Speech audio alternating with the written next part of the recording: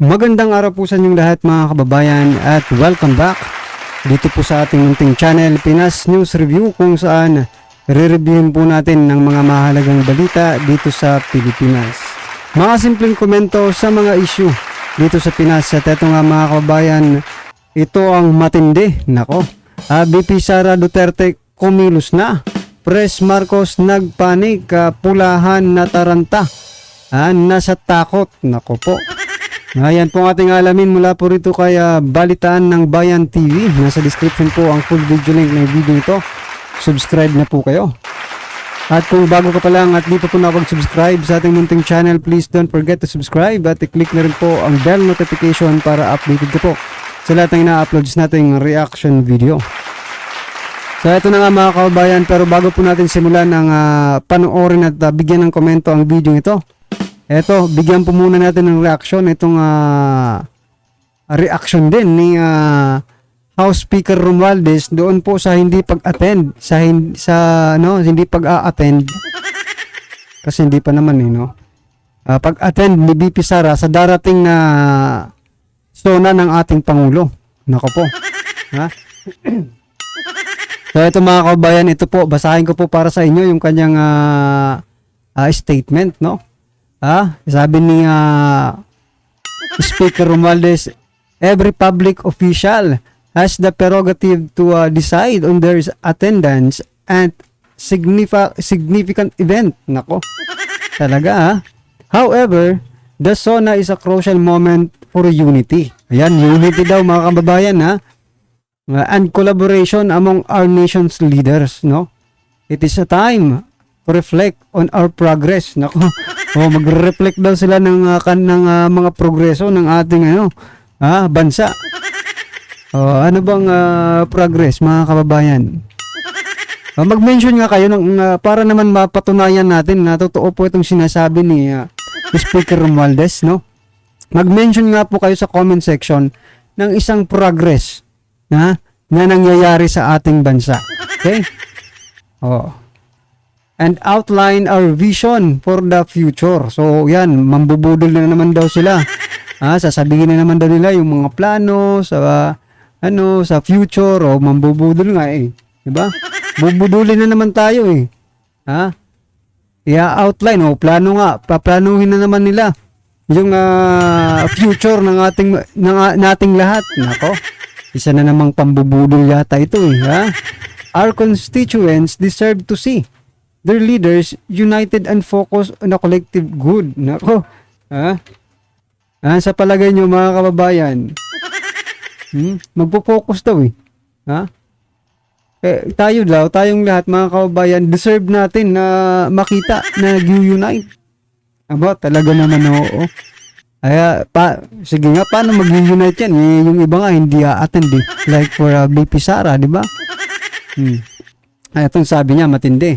Despite the Vice President absence, the House of the Representatives remains committed to working with all branches of government to ensure that President Marcos Jr. SONA reflects our collective efforts to improve the lives of Filipinos. Nako, i-improve daw. Kung noon, di ba, in-improve din nila di ba? So kung ito po ang improvement ng ating bansa, nako, ano na lang kaya ang magiging improvements ng tayong nating lahat, no? Ng bansa natin sa darating na sa susunod na mga taon. Kasi kakaiba po yung meaning nila ng improvements Mukhang kakaiba po yung meaning nila ng improvements ng di ba, sa SONA nila. Kasi yung nangyayari kabaliktaran saan na po yung improvements kung mahina ng piso, mahina ang ekonomiya ng ating bansa? Diba? May mga sana po ang improvements na marami na naman ang talamak na naman po, diba? Yung mga adiktos sa mga barangay. Nasaan po ang improvements? Baka iba yung meaning nila ng improvements, diba? Baka pababa po yata yung nila low quality yata yung Well, yung mga karabin natin, sa palagay nyo po ba O anong naging progressive ba? Kasi sasabihin daw nila kung ano yung mga naging progress ng ating bansa, no? Well, anyway, kung may nakikita po kayo, i-comment nyo na lang po. Ano po ang inyong opinion dito kay binubudol ba tayo ni Speaker Romualdez, mga kababayan? O kung talagang hanggang ngayon ay natutulog at nagbibingi-bingihan ka pa rin, malamang sa malamang ipalakpakan mo itong si Speaker Romualdez, di ba? Pero para sa atin po, no, mga kababayan, naka-experience talaga. O at nakikita natin at gising na tayo, no? Ha? Malamang sa malamang, yeah? Wala, tawanan mo lang to. Tawanan na lang natin to si Huwag na lang natin siguro pansinin to si Romualdez, no, mga kababayan, talagang nakakainit ng ulo. Kaya ba sabihin ba naman na reflect on our progress, no? Nako, may progreso ba? Kayo mga kababayan, kung may progresong kayong nakikita, napupuna sa ating bansa, well, it's good for you. Para naman doon sa hindi nakakakita ng mga progreso ng bansa, no? At nakaka-experience ng kahirapan, eto. Kasama niyo po ako. So, eto mga kababayan. Pakinggan at panoorin po natin ang video ito at bigyan po natin ng komento. Ito na po. Eto na po. BP Sara. Alam mo, gumaganda si BP Sara, ha? Lalo siyang gumaganda. Alam mo, BP Sara, bad shot ka. Ang dami na namang may insecure sa'yo. Ito pala si BP Sara, habang nagagalit, lalong gumaganda, no? Pusin muna natin, ha? No, I will not attend the SONA. I am appointing myself as the designated survivor. Ayun. Attend ka sa SONA.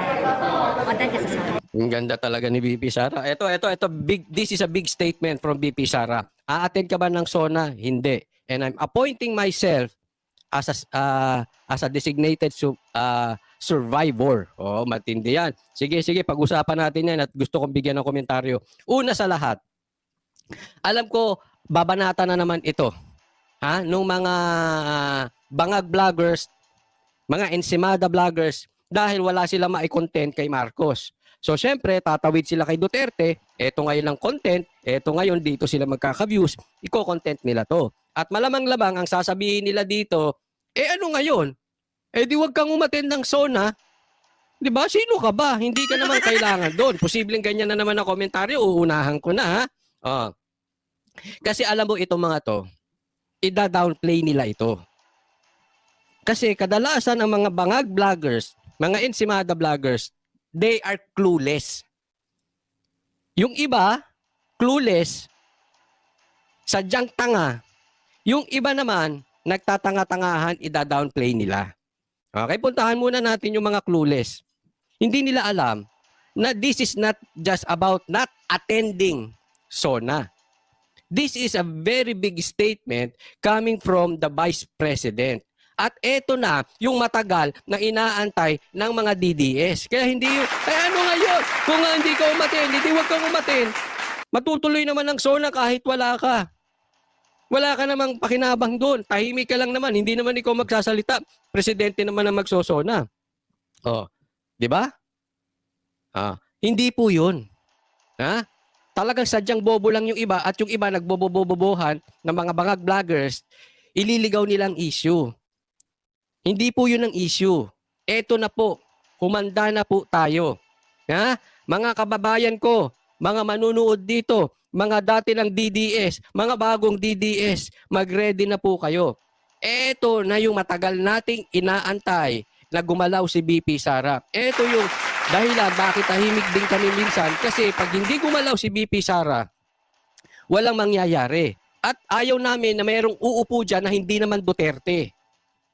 Kasi ganyan din yan, kampi-kampi lang yan, nagbabalambingan lang yan, nagbabalat kayo. Pero pag gumalaw ang Duterte, pag gumalaw ang BP Sara, gagalaw tayo. Tama? Kaya eto na gumagalaw. At etong statement na hindi pag-attend ng SONA, this is a very, very loud shout na I am against you, Marcos, that this is a war. Sabihin man yan ng derecho or hindi, mga tarantado kayo, bakit nyo binababoy ang Davao? Kaya alam mo, ito si BP Sara, ito hindi pala salita. Pero tatandaan ninyo, lahat ng sinabi nito bakat. Tambaluslos, bakat. Bangga, bakat. 3 Duterte tatakbo sa Senado, bakat. Designated survivor, bakat to. Antayin ninyo, magtatagal yan. Pag-uusapan niya ng mga pink na laos, mga dilaw na laos, at saka yung mga kinakain ng suka nila, kinakain ng tae ng pula, na mga dilawan, ito magiging topic. At ang mga pula, ito rin na magiging topic. Kaya nga Mario Meres, gagalaw na si Super Inday. Kaya nga po, tinatawag ko kayo, this is the time na maging aktibo po tayo sa social media.